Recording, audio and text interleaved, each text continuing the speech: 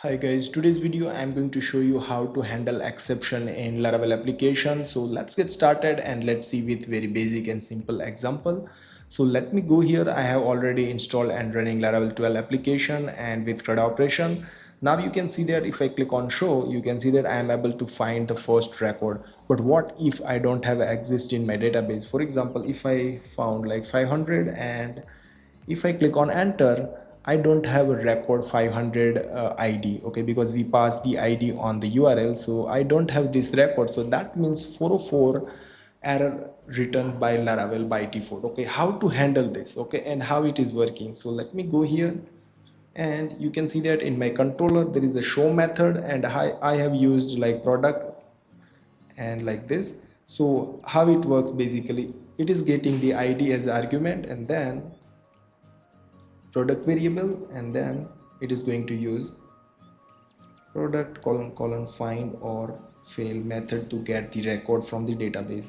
Just save it, okay, and now let me go back and hit refresh. You can see that again 404 error, and by default this error page is defined by Laravel, okay, and how it works in the backend. So let me go and show you in the documentation. So if I go here and you can see that they have already written in the documentation find or fail or first or fail methods will retrieve the first result of the query. However, if no result is found, then it is written model not found exception will be thrown. So that means if they don't found the record, that means I don't have a record 500. So that's why it's going to return the throw the exception. And how can we handle in Laravel code? So let me go here and just I will call try catch block.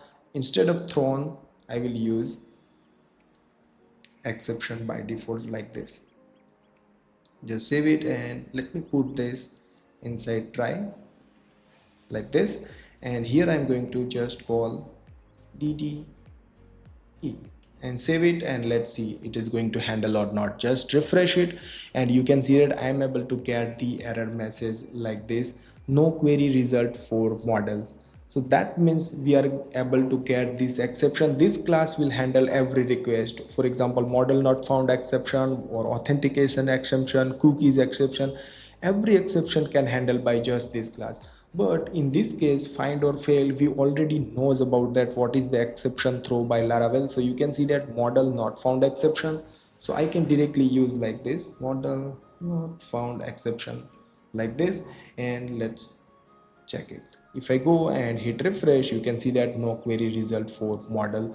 So that means we can use exception for all, but if you know specific exception, then you can use like this. And if you want to create your own custom error page, then you can return like this, just return view, and here I'm going to create errors folder. Inside that I am going to call like model not found. Save it and let me put the semicolon at the end, okay, and inside the resource I'm going to create inside the view file, I'm going to create new folder called errors like this, and then inside that I'm going to create new file that called model not found .php. okay, here I'm going to use the bootstrap, so bhtml, and inside the container I'm going to just say like record not found.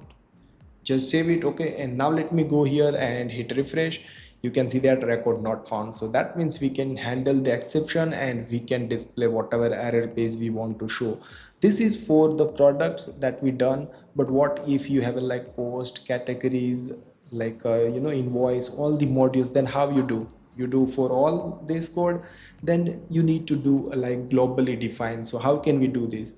So let me just comment it out this code over here, and you need to go to the inside the bootstrap folder app.php, and here you need to write the code. So just like this, errors, sorry, exceptions,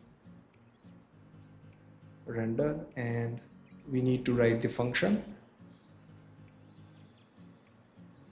throwable dash e, and that will find from the vendor, okay, like this. And then what you need to do over here, just add the semicolon, and I will use the if condition and $e get previous instance of model not found exception. Okay, and just here I'm going to print the E. Okay, $E, and let's see. Okay, and let's double check. Okay, and if I refresh it, you can see that no query result for model. So that means I am able to, whenever entire application will throw the model not found exception, you will always get over here, and here you can return that blade file. So let me go and just return response. You cannot directly use like this, like blade file call, but you need to do with the response. So just I will use the response helper and view method and errors dot model not found, and second argument you need to pass the array. We are not passing any data on that blade file, and 404 like this, save it. Okay, and now let me go back and just hit refresh, and you can see that record not found. So that means you can define the globally this exception.